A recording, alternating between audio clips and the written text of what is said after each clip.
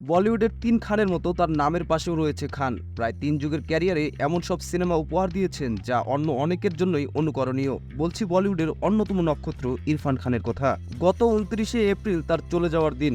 দীর্ঘদিন ক্যান্সারের সঙ্গে লড়াই করে ২০২০ সালের ওই দিনে ৫৩ বছর বয়সে মারা যান তিনি। তার চলে যাওয়ার পর অস্কারের মতো সর্বোচ্চ সম্মাননার আসরে তাকে স্মরণ করা হয়েছে। সিনে দুনিয়ায় অসামান্য খ্যাতি পাওয়া এই তারকা ছোটবেলায় হতে চেয়েছিলেন ক্রিকেটার। বেশ ভালোও খেলতেন, কিন্তু অল্প কিছু টাকার জন্য ক্রিকেট ক্যারিয়ার হাতছাড়া হয়ে যায় তার। সেই ঘটনা ২০১৭ সালের এক সাক্ষাৎকারে জানিয়েছিলেন ইরফান। সেটা সূত্র ধরে ভারতীয় গণমাধ্যম সংবাদ প্রতিদিন বলছে, ক্রিকেট মাঠে অলরাউন্ডার ছিলেন ইরফান, তবে বোলিং ছিল তার অধিক প্রিয়। দলের অধিনায়ক, টিম ম্যানেজমেন্টও তার বোলিং এর ভক্ত ছিল। প্রতি ম্যাচে গড়ে ২ থেকে ৩ উইকেট তার ঝুলিতে আসতো। এমন প্রতিভার জোরে ইরফান সুযোগ পান কর্নেল সিকে নাইডু ট্রফিতে, কিন্তু পরিবার খেলাধুলায় মোটেও রাজি ছিল না, তাই লুকিয়ে খেলতে যেতেন ইরফান। বাড়িতে ফিরে দিতেন নানা অজুহাত। সাক্ষাৎকারে অভিনেতা বলেছিলেন, আমি যখন সুযোগ পাই তখন আমাদের জয়পুর থেকে আজমের যেতে হতো, সেজন্য ২০০ থেকে ২৫০ রুপি লাগতো।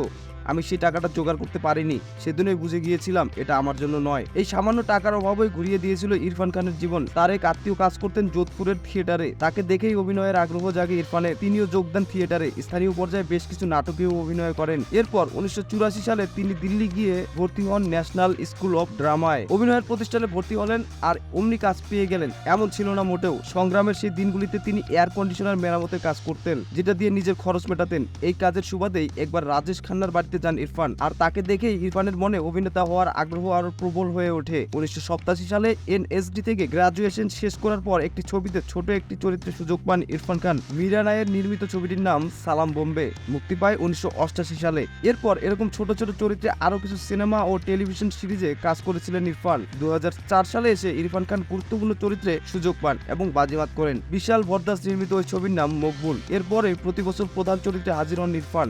রোগ নামের ছবিটিতে তার অভিনয় মুগ্ধ করেছিল সমালোচকদের। অতঃপর সাফল্য, জনপ্রিয়তা আর পুরস্কার সমান্তরালে আসতে থাকে ইরফানের ঝুলিতে। ক্যারিয়ারে যুক্ত করেছেন পান সিং তোমার, life of pi, Piku, lunch box, Hindi medium, তলোয়ার, স্লামডগ মিলিয়নিয়ার, মাদারি, কারিব কারিব সিঙ্গেল, ইংরেজি মিডিয়ামের মতো নন্দিত সব সিনেমা।